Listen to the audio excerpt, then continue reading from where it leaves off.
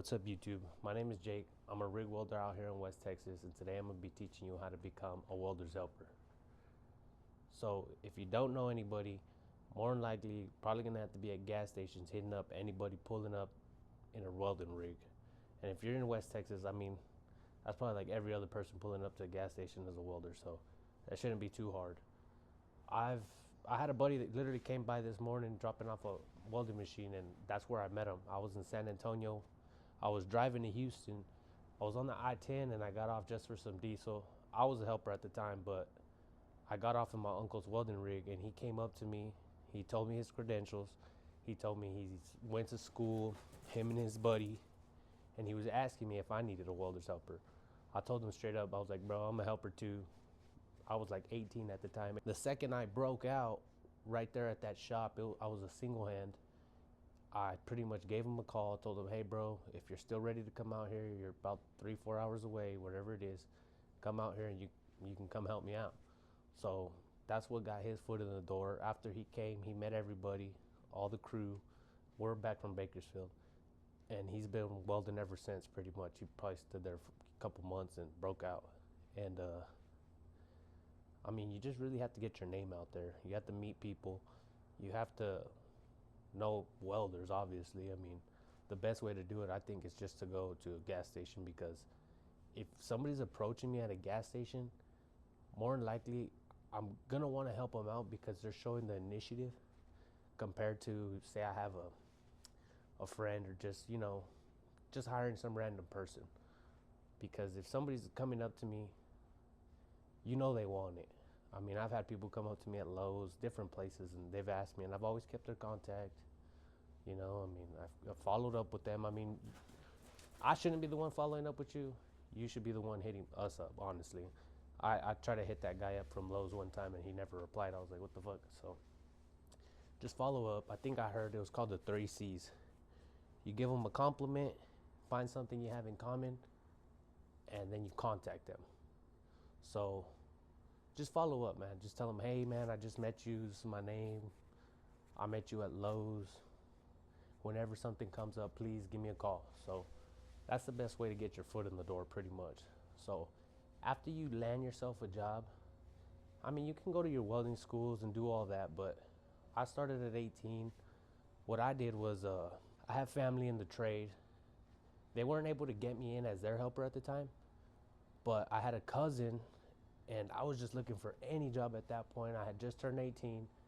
It was probably about a month after my birthday, and I called him, and he told me, he's like, hey bro, I'm heading out to Montana right now. I just called him just out of the blue. He's like, I'm heading to Montana. I told him, please wait for me, bro. I'm gonna get all my shit and I'm gone. So we took off to Great Falls, Montana, showed up, pretty much got hired on the spot. I found me a welder out there. I ended up following around. His name was Jose Prieto. We took off to Colorado. We took off to Sherman, Texas. Started meeting a bunch of different welders, bro. People I looked up to. That's another thing.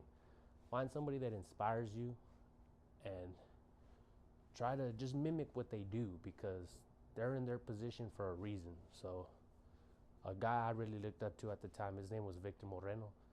He was real known in Bakersfield because he broke out like at 18. He was just a bad motherfucker, combo hand.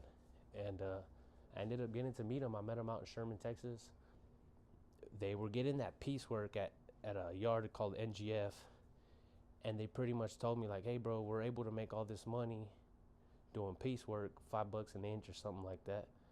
And they told me like, hey, if you can help us out with the prints, get us our cuts, have everything prepped and ready for us, we'll pay you out of our pocket. We'll pay you like, I don't know, man, I think it was like $100 each or 2 welders, so $200 a day, which ain't shit, man. But sometimes you just have to get your foot in the door. And I took it, and then I got to help out my fucking idol, Victor Moreno.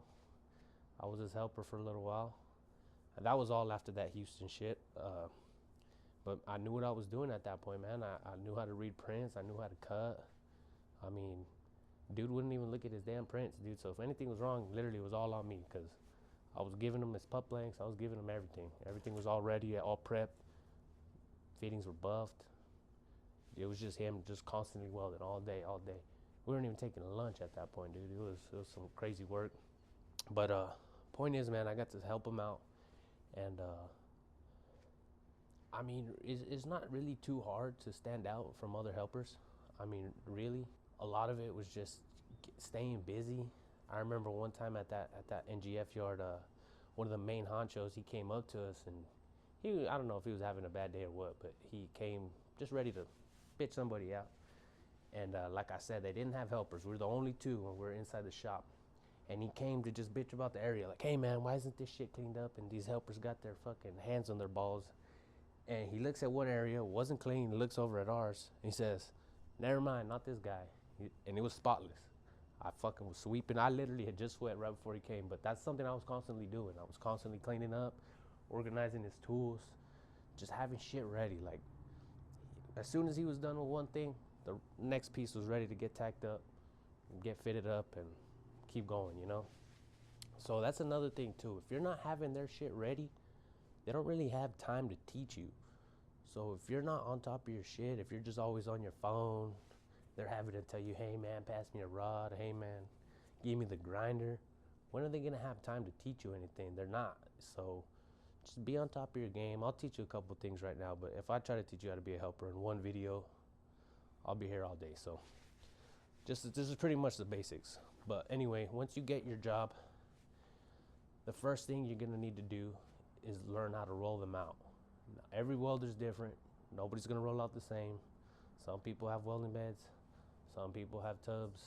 Some people, I mean, at the end of the day, it's pretty much basic, but everybody is a little different. Everybody likes their stuff a little different. So just make sure, probably your first day, you're not gonna be of much use, but at least your first day, ask them, how do you like your stuff done? How do you like your leads? How do you like your tools? Where do you want it? Where do you want your bucket at? You know, stuff like that, little simple stuff. But I'm pretty much gonna show you right now just how to roll them out for the basics. This is gonna be for the beginners, don't know shit, greener than baby shit type of guys right here, okay guys? So bear with me. If you already know this, probably just skip this video because this is basic. This is real basic. So this is gonna be your setup right here. You can have your leads, your cables. So the main things that you're gonna need to get out is gonna be your cables. Every single day you're gonna get these cables out as soon as you pull up the job site. I don't give a fuck if it's cold outside. I don't give a fuck if you're tired. I don't give a fuck if your pussy hurts. Get off that truck the second you get there and roll this motherfucker out, dude. That alone will make you stand out from other helpers. You're gonna see them cabbed up, and then as soon as the sun comes up, everybody's gonna come out of their trucks and they're gonna see your welders already rolled out. I guarantee you, every fucking helper there is gonna get their ass chewed, and everybody's gonna start following your lead. It's something you gotta do. It's basic, but it makes you stand out. So it's something really important. But this is what you're gonna do, guys. You're gonna get your leads out. Basic setup. I mean, at first you're not gonna know all the hand tools. You're probably not gonna know all the hand tools, so not gonna be best at rolling out, but a couple of basics.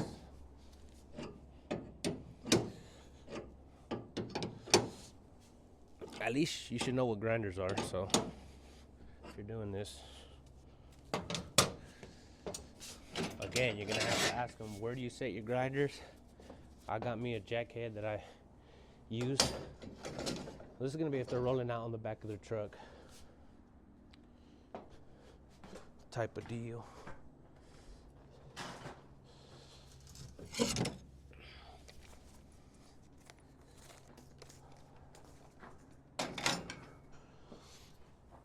Yeah, man, but I mean, you can meet people in the most random spots, dude, and they can become the homie. I mean, like I said, that dude was here this morning. We were bullshitting.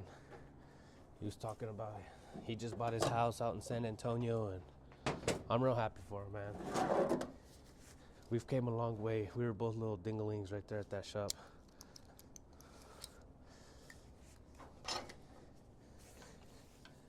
And just know, nothing really goes unnoticed, guys.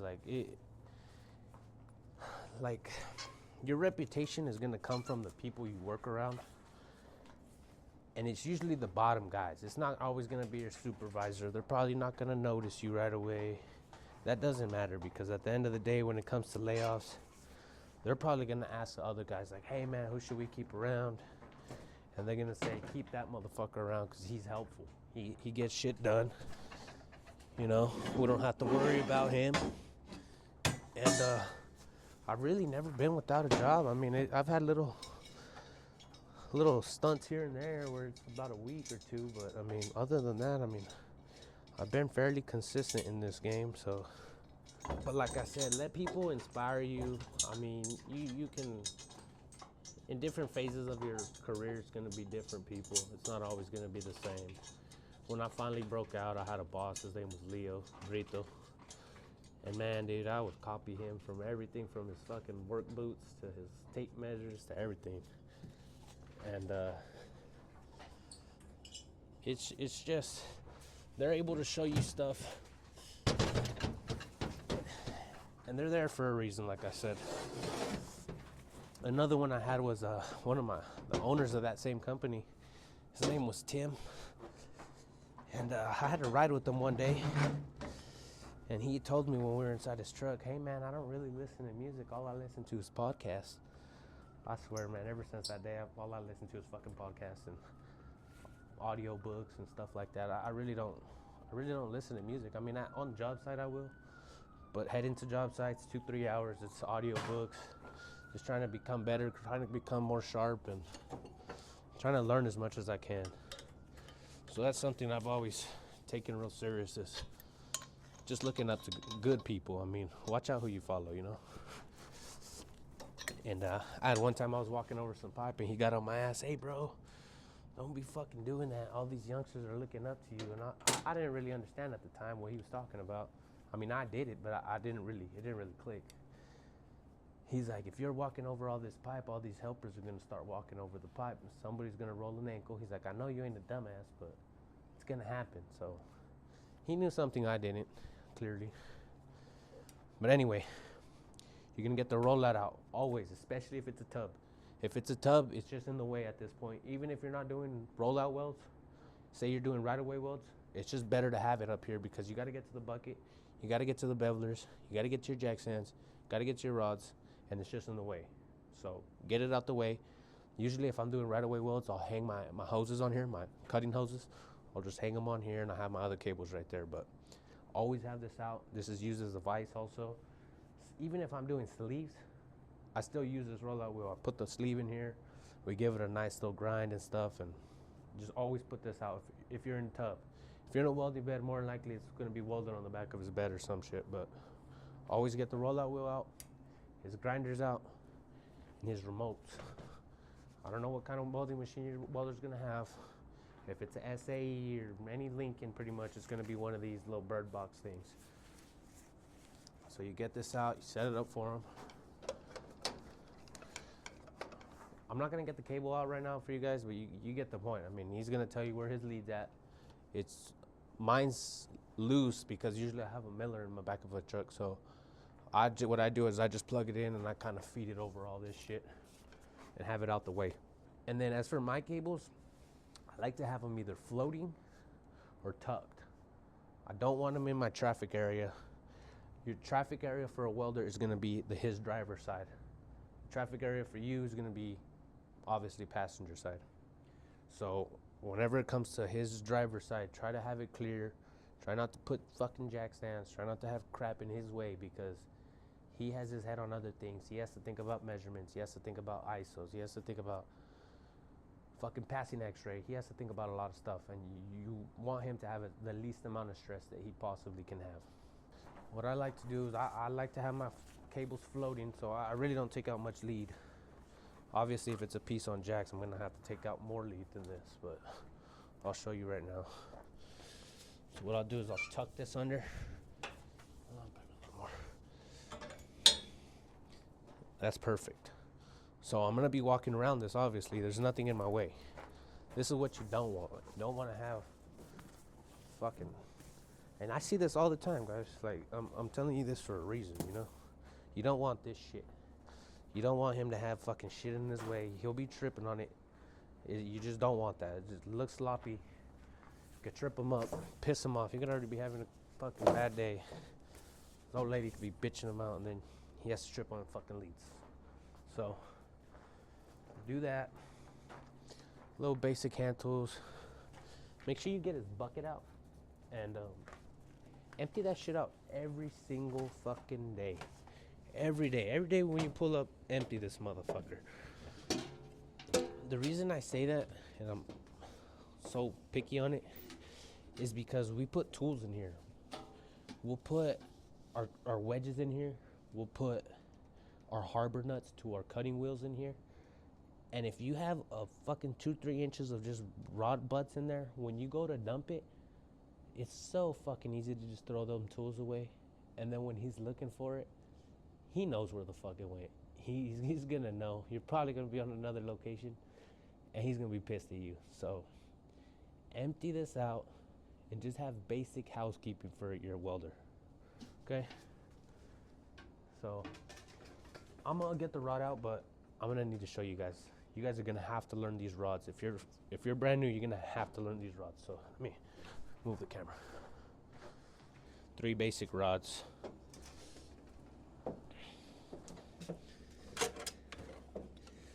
So it's gonna be your bead rod, which is your first rod that you weld with. These are gonna be 5P plus 6010s. Right there. Most of the time, pretty much 99% of the time, you're gonna be welding with 1/8 6010. Very rare when you use 532s. That's only when you're probably like on pipeline shit and you got a huge ass gap. Like I said, 99.999% of the time, it's gonna be 1/8. So learn your rods.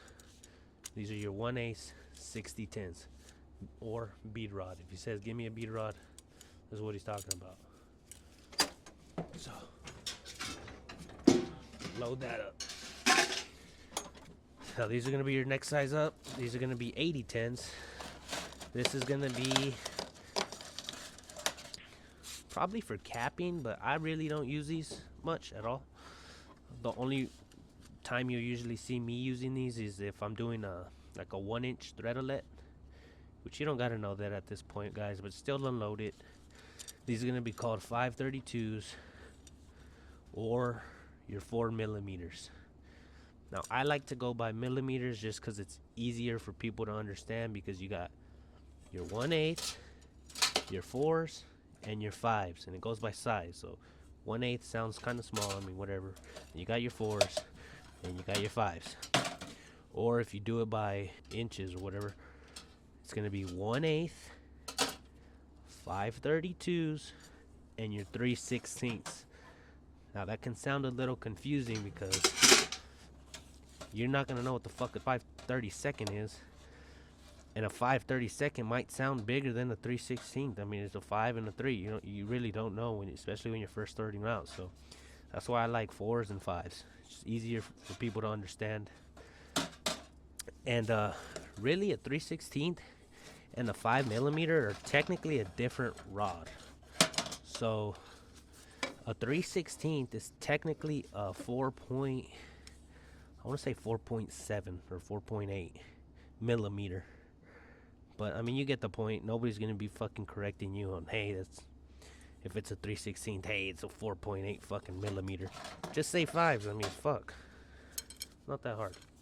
But anyway, so I get the 5s. I'm mainly using 5s. This is what I usually use. If you're doing 8-inch, 6-inch, whatever, even 3-inch, I cap with fucking 3/16. So what I do is, I don't have any rod right now, but I'll double it up. So I have all 4 of these containers being used, and let me see, and I'll double it up. So you're gonna put your 1/8, you're gonna put your 4mm, then you're gonna put your 5mm, and I just double them up. That's usually how I put them in there, though, almost every time. Normally, if I'm rolling out in the back of my truck, I like my rod box right here.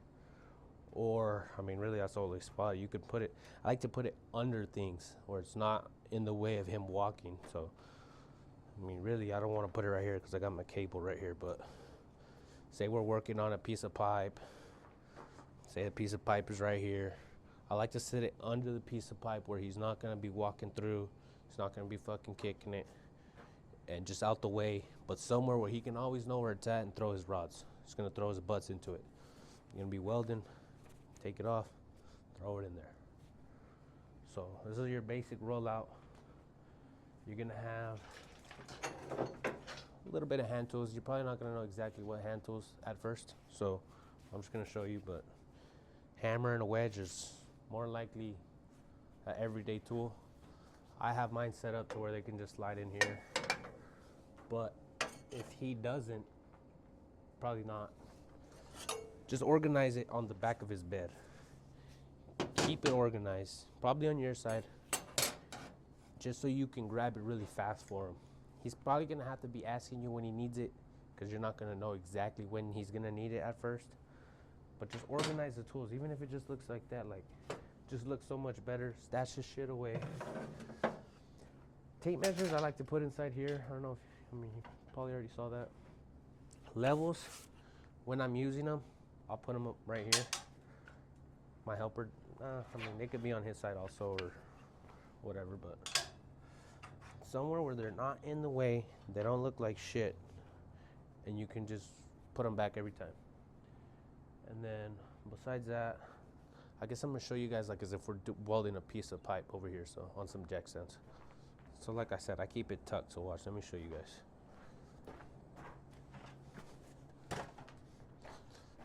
So if I were my helper, get my cable out. He might think you're fucking weird at first, but once he understands what you're doing, he's probably gonna like you. So he's gonna be like, why are you rolling out so much shit? So I try to keep it tucked. Like I said, I try to keep it out of his way.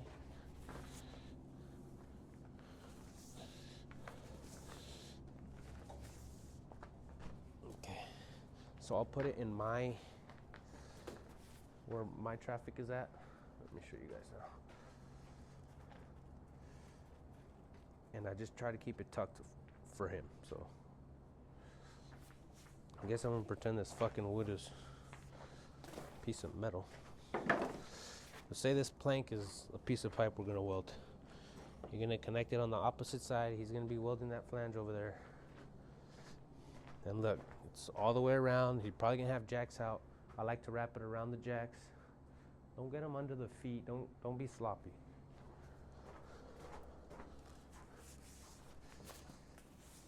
And then his stinger lead is more likely gonna have to be out, guys. It's gonna be where he's walking, but that's the main one he's using, so it's gonna have to be there, obviously. Say this is a fucking flange. Boom, get to welding. Like I said, you're gonna have his tools out the way. I'm gonna throw a jack stand out here just so you can see that. Here's a little trick too I learned. You just give it a little twist and your legs will pop out. And then the way I like to roll them up is I just like that, put it away. So on this one, guys, you're not gonna be able to have floating cables because you're working on a piece now, but still have it the least amount of lead you can and have it out of his way. Okay, so his jack stands out the way. He's gonna be right here. He's welding, working on whatever he's gotta work on. And we could pretend this is easier probably. He's gonna be welding, have his stuff out his way, and his bucket, like I said, tuck it under the stuff you're working on. It may get smashed, part of it. Shit fucks up all the time. I've seen a lot of smashed buckets before. They get smashed by forklifts, by all types of stuff. Have it under, but still where he can just a quick toss, get it out the way.